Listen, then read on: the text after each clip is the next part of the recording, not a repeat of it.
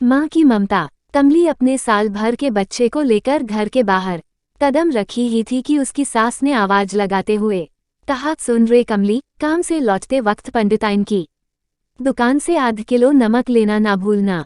कमली कुछ क्षण के लिए ठहरी और हूँ कहते हुए अपने रास्ते निकल पड़ी। 2 बच्चों की माँ कमली ठेकेदारों के यहाँ रोज भत्ते पर नौकरी करती है। एक दिन भी नहीं गई तो सैलरी कट। जब कमली इस संबंध में बात करती है तो ठेकेदार का बेटा कहता, मैंने तुम्हें सरकारी नौकरी दे रखा है क्या? काम करना है तो करो वरना जाओ कहीं और काम की तलाश करो।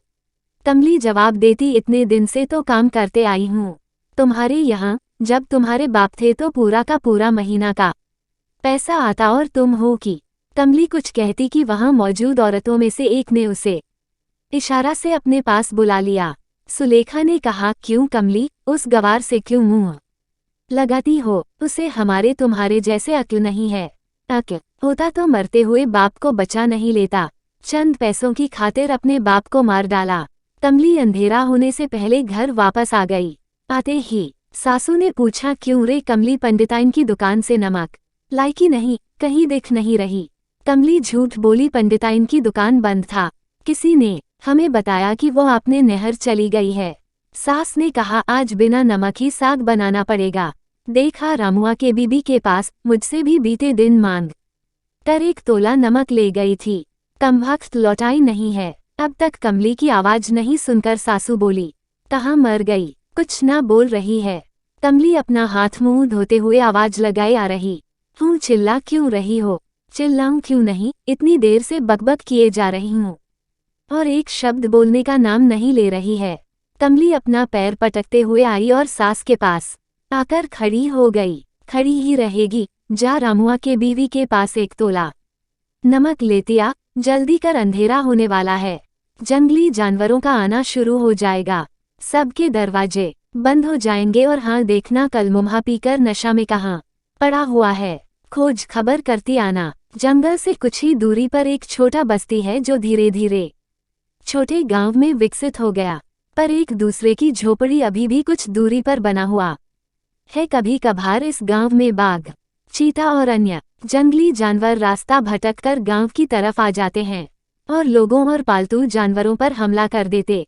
इसी हमले में कमली के ससुर मारे गए समय पर इलाज की व्यवस्था नहीं हो पाया, जिसके कारण धीरे धीरे मौत के मुंह में चले गए थे। इस गांव से शहर 5 मील की दूरी पर है। जंगल के रास्ते से गुजरना पड़ता है। जिसके पास गाड़ी है वही महीने 2 महीने में एक बार शहर जाते हैं। ऐसे भला कौन शहर जाने के लिए इतना जोखिम उठाए? ये लोग कई वर्ष पहले औरंगजेब के डर से यहाँ भागकर चले आए थे। तब से यही इन लोगों का बसेरा हो गया। इस तरह के छोटे छोटे गांव 8-10 होंगे जो जंगल के पास ही है। इस गांव की आबादी लोगों के बढ़ने से पहले ही जानवरों के शिकार हो जाते हैं, क्योंकि शहद और मछली की तलाश में अपने गांव से दूर चले जाते हैं। कुछ रास्ता भटक जाते तो कुछ शेरों के शिकार हो जाते हैं। बच भी जाते तो किसी काम के नहीं रहते। कमली 1 तोला नमक लेकर अपने पति रामस्वरूप को खोजने निकल पड़ी। जानवरों के आने के खतरे का डर लग रहा था। सभी जगह रामस्वरूप को खोज लिया पर कहीं नहीं दिखाई दिया। कमली ने सोचा, जिंदा रहा तो आएगा, नहीं तो। दरवाजा खोलकर कमली अंदर गई। दोनों बेटे के साथ उसकी सास सो रही थी। सामने खटिया पर सुबह का सूखा रोटी पड़ा हुआ था। उसने सोचा, वही खाकर अपनी भूख मिटा लिया होगा। कितने रात इन लोगों ने बिना खाए सो गए थे। उसकी आंख लगी ही थी कि बच्चे की रोने की आवाज सुनकर जगी। अपने 1 साल के बच्चे को तेंदुए दबाकर जा रहा था। इसने घर में रखे भाले से उसके ऊपर वार कर दिया। तेंदुए ने बच्चे को छोड़कर उस पर हमला कर दिया। कमली घायल होकर जमीन पर गिर पड़ी। उन लोगों की आवाज सुनकर आसपास के घरों से आदमी अपने हथियार लेकर दौड़ते हुए आया। तेंदुए डरकर भाग गया, पर कमली खून से लथपथ जमीन पर पड़ी थी। कमली की सांसें कम होते जा रहे थे और अंततः वह अपने बच्चे को छोड़ सदा के लिए अपनी आंखें बंद कर ली। उसका पति रामस्वरूप अब भी नशे में धुत अपनी पत्नी कमली को एक बार देखा और खटिए पर लुढ़क गया।